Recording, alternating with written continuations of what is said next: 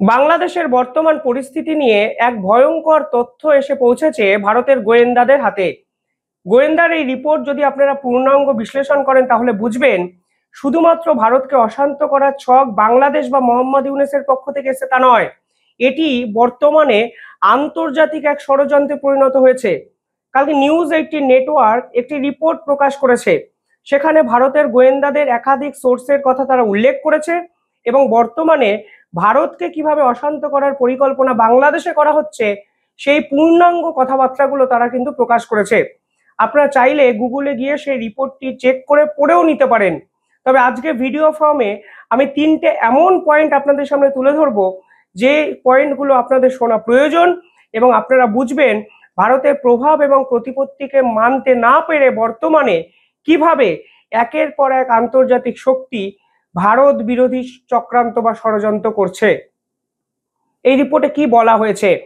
সেখানে বলা হয়েছে গোয়েন্দারা বিভিন্ন তথ্য পেয়েছেন, সেখানে দেখা যাচ্ছে বাংলাদেশের জামাতি ইসলামীকে পিছন থেকে মদত দিচ্ছে তুরস্কর মতো রাষ্ট্র, এবং এই রাষ্ট্রের মদত দেওয়াটা এতদিন ছিল রিলিজিয়াস সিম্প্যাথি বা সেন্টিমেন্টাল একটা কারণে। অর্থাৎ বাংলাদেশের জামাতি ইসলামী এবং তুরস্কর যে প্রধান এরদোয়ান, তাদের যে ভাবধারা, ধর্মীয় ভাবধারা কার্যত এক। তারা দুজনেই ইসলামকে গুরুত্ব দেন বা প্রশ্রয় দেন, কিন্তু রিলিজিয়াস সেন্টিমেন্টকে ছাড়িয়েও ভারতকে অশান্ত করার জন্য এবার তারা অফিসিয়ালি ইকোনমিক্যাল সাপোর্ট এবং ব্যাকিং করছে বাংলাদেশের জামাতি ইসলামকে। এবং এ প্রসঙ্গে একাধিক তথ্য উঠে এসছে। আমি প্রথম পয়েন্টে আপনাদেরকে এমন একটি কথা বলবো যেখানে ভারতের গোয়েন্দা দপ্তর, গোয়েন্দা রিপোর্টও কিন্তু অনেককে চমকে দিতে পারে। প্রথমে বলা হয়েছে এই প্রথমবারের জন্য তুরস্ক বাংলাদেশের উপর বাজি ধরছে এবং একটি স্ট্র্যাটেজিক অ্যালায়েন্স তৈরি করা হচ্ছে। কিসের স্ট্র্যাটেজি? স্ট্র্যাটেজিটা শুধুমাত্র বাংলাদেশকে কন্ট্রোল করার স্ট্র্যাটেজি নয়। যদি বাংলাদেশকে কন্ট্রোল করার স্ট্র্যাটেজি শুধু হতো তাহলে তুরস্কের মতো আন্তর্জাতিক শক্তি বাংলাদেশে ঝাঁপই দিত না। তারা চাইছে দক্ষিণ এশিয়ার এই অঞ্চলটাকে কন্ট্রোল করতে, এবং তারা এটা বুঝে গেছে এই বাংলাদেশকে কন্ট্রোল করা মানেই আলটিমেটলি বাংলাদেশের সঙ্গে যেভাবে ভারতবর্ষের কানেক্টিভিটি এবং ভারতকে কেন্দ্র করে বাকি দেশগুলোর কানেক্টিভিটি জড়িয়ে আছে, তার জন্য বাংলাদেশের কন্ট্রোলটা নেওয়াটা ইম্পর্টেন্ট। সেখানে বলা হচ্ছে স্ট্র্যাটেজিক অ্যালায়েন্স তৈরি হয়েছে এবং সেই অ্যালায়েন্সে পাকিস্তানের আইএসআই, বাংলাদেশের জামাতি ইসলামী এবং তুরস্কের সরকার সরাসরি ইনভলভ হয়ে গেছে। অত্যন্ত বিপজ্জনক প্রবণতা। আমি এর আগে একটি ভিডিওতে বলেছিলাম এই বিপদ সামলাতে হবে ভারতকে। কিছুদিন আগে ঢাকা ইউনিভার্সিটিতে একাধিক পোস্টার পাওয়া গেছিল, আপনাদের হয়তো মনে আছে। সেই পোস্টার কিন্তু বাংলাদেশের এক সংগঠন এনজিওর পক্ষ থেকে লাগানো হয়েছিল, যেখানে বৃহত্তর বাংলাদেশ গড়ার স্বপ্ন দেখেছে ঢাকা ইউনিভার্সিটির কিছু ছাত্র। এবার ইউনিভার্সিটিটার নাম ঢাকা ইউনিভার্সিটি, যা বাংলাদেশের ঐতিহাসিক একটি শিক্ষাক্ষেত্র। সেখানে এই ধরনের প্রবণতা যদি তৈরি হয় তখনই ভারতবর্ষ রিয়েলাইজ করেছে আসলে ভারত বিরোধী এই রকম কর্মকাণ্ডের বীজ আসলে গ্রাউন্ড লেভেলেই কিন্তু পোতা শুরু হয়ে গেছে, যা আজকে গোয়েন্দাদের রিপোর্টেও পরিষ্কার। পুরো বিষয়টা আইএসআই চাইবে, কারণ আইএসআই ভারতকে এই পার্টিকুলারলি বাংলাদেশ কেন্দ্রিক যে জায়গাগুলো আছে সেগুলো থেকে অশান্ত করার চেষ্টা করছে, ভারতকে এঙ্গেজ রাখার চেষ্টা করছে। এই মুহূর্তে পাকিস্তানে আইএসআই সম্পূর্ণভাবে ব্যর্থ। তারা বালুচ লিবারেশন আর্মিকে কন্ট্রোল করতে পারেনি, তারা আফগানিস্তানে তালিবানকে কন্ট্রোল করতে পারেনি, তাদের দেশের ইমরান খানের কে ছাড়ানোর জন্য যে আন্দোলন হয়েছে সেই আন্দোলনকে প্রশমিত করতে পারেনি। কিন্তু তারা ভারতের পিছনে কাঠি করা কখনো বন্ধ করবে না। এটা তাদের স্বভাব এবং অভ্যাসগত এক প্রতিবর্ত ক্রিয়া, যা আজকে ফের একবার প্রকাশিত হয়েছে। স্ট্র্যাটেজিক অ্যালায়েন্স তৈরি হচ্ছে ভারতের বিপক্ষে, এবং বুঝতেই পারছেন সেভেন সিস্টার্স, শিলিগুড়ি করিডোর এবং বর্ডার এরিয়াটা এই মুহূর্তে কতটা সংবেদনশীল একটা জায়গাতে পরিণত হয়েছে। কারণ 100% এই ধরনের স্ট্র্যাটেজিক অ্যালায়েন্স যারা করেছেন তারা চাইবেন ভারতবর্ষে অনুপ্রবেশ ঘটিয়ে ভারতবর্ষকে অশান্ত করতে। ভারত কাউন্টার স্ট্রাইক করছে, একাধিক ইলিগাল ইমিগ্রেন্টসকে বাংলাদেশকে পাঠাচ্ছে, পুশব্যাক পুশইন বিভিন্ন রকম প্রক্রিয়া চালনা করা হচ্ছে। সেভেন সিস্টার্সে বিপুল টাকা বিনিয়োগ করা হয়েছে, সেভেন সিস্টার্সের মিলিটারি ইনফ্রাস্ট্রাকচার ডেভেলপ করা হয়েছে, কিন্তু তা সত্ত্বেও এই বাংলাদেশ তুরস্কের সাপোর্ট নিয়ে, বাংলাদেশের বর্তমানে পাকিস্তানের আইএসআই এর সাপোর্ট নিয়ে তাদের চক্রান্ত কিছুতেই থামাচ্ছে না, তা আজকে এই রিপোর্টে প্রকাশ করা হয়েছে। সেকেন্ড যে কথাটি বলা হয়েছে সেখানে বলা হচ্ছে তুর্কিশ ইন্টেলিজেন্স এজেন্সি, দেখুন, সরকারি এজেন্সির কথা উল্লেখ করা হয়েছে। এবার আপনারা বলুন, তুর্কির সরকারকে কি বিশ্বাস করা যায়? পরিষ্কারভাবে বলা হয়েছে তুর্কিশ ইন্টেলিজেন্স এজেন্সি আর ফিনান্সিয়াল অ্যান্ড লজিস্টিক সাপোর্ট করছে ইসলামিক গ্রুপকে। এতদিন অবধি রিলিজিয়াস সেন্টিমেন্টাল সাপোর্ট করতো, এই প্রথমবারের জন্য লজিস্টিক এবং ফিনান্সিয়াল সাপোর্ট পৌঁছে যাচ্ছে বাংলাদেশের একাধিক ইসলামিক গ্রুপের কাছে, যা তুর্কিশ ইন্টেলিজেন্স এজেন্সি করছে, যা পাকিস্তানের আইএসআই করে, এখন তুর্কিশ ইন্টেলিজেন্স এজেন্সি অর্থাৎ তুর্কির গোয়েন্দা দপ্তর এই ধরনের ফান্ডিং করছে, যা ভারতের গোয়েন্দারা তথ্য প্রমাণ সহ জানতে পেরেছে। এবার কি বলবেন মোহাম্মদ ইউনূস আমি জানি না, কিন্তু এই রিপোর্ট ভারতবাসীর ক্ষেত্রে কিন্তু অত্যন্ত বিপজ্জনক। আমার কাছে এটা অন্তত মনে হচ্ছে আমাদের সকলকে সতর্ক থাকতে হবে।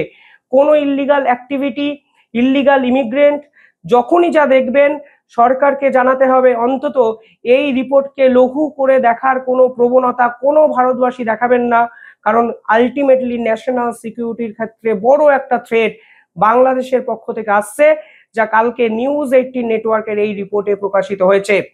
3 নম্বর পয়েন্টে বলা হচ্ছে ideological support goes beyond ideological sympathy and financial believes, এবং পরিষ্কারভাবে বলা হয়েছে যে বর্তমানে আইডিওলজিক্যাল যে সাপোর্ট, সেই আইডিওলজিক্যাল সাপোর্টকে ছাড়িয়ে গেছে, সিম্প্যাথির কোনো দাম নেই, এবং ফিনান্সিয়াল সাপোর্ট করা হয়েছে, গিভ অ্যান্ড টেক পলিসিতে চলে যাওয়া হয়েছে। দেখুন, আপনার প্রতি আমার আবেগ কাজ করে, আমি আপনাকে বলছি ঠিক আছে 20 টাকা রাখ, তুই না দিলেও পারতিস, এটা হলো আইডিওলজি, সিম্প্যাথি দ্বারা আমি আপনার পুরো বিষয়টাকে কন্ট্রোল করলাম। কিন্তু যখন আমি বললাম 20 টাকা তুই রাখ, কিন্তু আমার এর বদলে ওর বাড়িতে একটা দেশলাই কাঠি ছুড়ে দিয়ে আগুন জ্বালিয়ে দিতে হবে, তখন বিষয়টা আইডিওলজির বা ইডিওলজি থাকে না, তখন আবেগকে ছাপিয়ে গিয়ে প্র্যাকটিক্যাল নেসে কিন্তু বিশ্বাস করতে হবে আপনাকে। এই পুরো বিষয়টা গোয়েন্দা রিপোর্টে পরিষ্কার বলা হয়েছে, গিভ অ্যান্ড টেক পলিসি হচ্ছে, ইসলামিক গ্রুপকে ফান্ডিং করা হচ্ছে, ফিনান্সিয়াল সাপোর্ট দেওয়া হচ্ছে, এবং তার বিনিময়ে ভারতবর্ষকে ডিস্টেবিলাইজ করার পরিকল্পনা করা হচ্ছে, যা পরিষ্কার হয়ে গেছে আজকের এই গোয়েন্দা রিপোর্টে, যে একাধিকবার আমি ভিডিওতে বলেছি, আজকে সেই রিপোর্ট প্রকাশ করে গোটা বিশ্বকে কার্যত নাড়িয়ে দিয়েছে নিউজ 18 নেটওয়ার্ক। পাশাপাশি এখানে একটা উদাহরণের কথা বলা হয়েছে জামাত ইসলাম প্রথমবারের জন্য তাদের অফিসকে ঢাকাতে মগবাজার বলে একটি জায়গা আছে, নতুন করে রিনোভেট করে চালু করলো। সেই ফান্ডিং কোথা থেকে এসছে দেখা হোক। পরিষ্কার রিপোর্টে উল্লেখ করা হয়েছে জামাতের নতুন অফিস মগবাজার, যেখানে নতুন করে রিনোভেট করা হয়েছে, সেই অফিসের ফান্ডিংও বিদেশ থেকে এসছে। কারা পাঠিয়েছে, কেন পাঠিয়েছে, জামাতকে ঠিক কোন কাজে লাগানো হচ্ছে, সেই প্রশ্ন তোলা হয়েছে ভারতের গোয়েন্দা দপ্তরের পক্ষ থেকে। পরবর্তীকালে এখানে পরিষ্কার বলা হয়েছে অর্গানাইজেশন ইনফ্রাস্ট্রাকচার বিল্ড আপ করছে তুরস্কের এজেন্সি, বাংলাদেশের একাধিক জায়গায় অর্গানাইজেশন বাড়াচ্ছে, মাদ্রাসা বাড়াচ্ছে, মাদ্রাসাদের ভারত বিরোধী ট্রেনিং দেওয়া হচ্ছে, বাংলাদেশ জুড়ে ভারত বিরোধিতার চাষ করা হচ্ছে, তা পরিষ্কারভাবে বোঝা যাচ্ছে এই রিপোর্টে। এবং এর পিছনে শুধু মোহাম্মদ ইউনূস নেই, এর পিছনে শুধু আনসারুল্লাহ বাংলা নেই, এর পিছনে তুরস্কের মতো আন্তর্জাতিক একটি রাষ্ট্র আজকে জড়িয়ে গেছে, তাদের এজেন্সি সাপোর্ট করছে, এবং তুরস্কের জড়িয়ে যাওয়া মানে পিছনে পাকিস্তান এবং চায়না কিন্তু অ্যাক্টিভলি এই জায়গাগুলো কন্ট্রোল করতে চাইবে, তা হয়তো আপনারা বুঝতেই পারছেন। অর্থাৎ অপারেশন সিন্দুরে পাকিস্তানকে সাপোর্ট করেছিল তুরস্ক, সেটা শুধুমাত্র স্ট্র্যাটেজিক সাপোর্ট ছিল না, তাদের অনেক বড় লক্ষ্য আছে, তাদের লক্ষ্য কিন্তু ভারত, কখনো পাকিস্তান কখনো বাংলাদেশ, দুদিক থেকেই ভারতকে অশান্ত করার চেষ্টা কিন্তু এই তুরস্ক করছে, যা এই রিপোর্ট পরিষ্কারভাবে এস্টাবলিশ করে। পাশাপাশি আজকে ত্রিপুরার মুখ্যমন্ত্রী মানিক শাহ এই রিপোর্ট প্রকাশ পাওয়ার পর অত্যন্ত গুরুত্বপূর্ণ একটি কথা বলেছেন। তিনি বলেছেন অবিলম্বে কেন্দ্রীয় সরকারকে যে জায়গাগুলোতে কাঁটাতার নেই সেগুলোতে কাঁটাতার দিতে হবে। নর্থ ইস্টের যে বর্ডার শেয়ারিং অংশ আছে তা হলো 856 কিলোমিটার, তার 80% কাঁটাতার আছে, কিন্তু 20% এখন কাঁটাতার নেই। জঙ্গল অনেক জায়গায়, পাহাড়ি অনেক জায়গায় এলাকা, ফলে এই জায়গাগুলো থেকে অনুপ্রবেশকারী ঢুকছে, এবং তুরস্কের মানে এই অন্তর্ঘাতের রিপোর্ট প্রকাশ পাওয়ার পর সেই জায়গাগুলোকে অত্যন্ত গুরুত্ব সহকারে ভাবতে হবে, দেখতে হবে কেন্দ্রীয় সরকারকে। তা পরিষ্কারভাবে কিন্তু আজকে ত্রিপুরার মুখ্যমন্ত্রী মানিক শাহ আবেদন জানিয়েছেন কেন্দ্রীয় সরকারের কাছে। সব মিলিয়ে এই রিপোর্ট অত্যন্ত ভয়ঙ্কর, ভয়াবহ, বড় সড়ো একটা পরিকল্পনা মোহাম্মদ ইউনূস করছেন। আন্তর্জাতিক শক্তিকে বাংলাদেশে এর আগেই ঢুকিয়ে দিয়েছেন, সব মিলিয়ে ভারতবর্ষের সিকিউরিটির ক্ষেত্রেও কিন্তু বড় সড়ো প্রশ্নচিহ্ন এই মুহূর্তে উঠেছে, যার নেপথ্যে কিন্তু এই তুরস্ক এবং মোহাম্মদ ইউনূসের একত্রে জোট। আপনারা কিভাবে দেখছেন পুরো বিষয়টা কমেন্টে জানাবেন। ধন্যবাদ।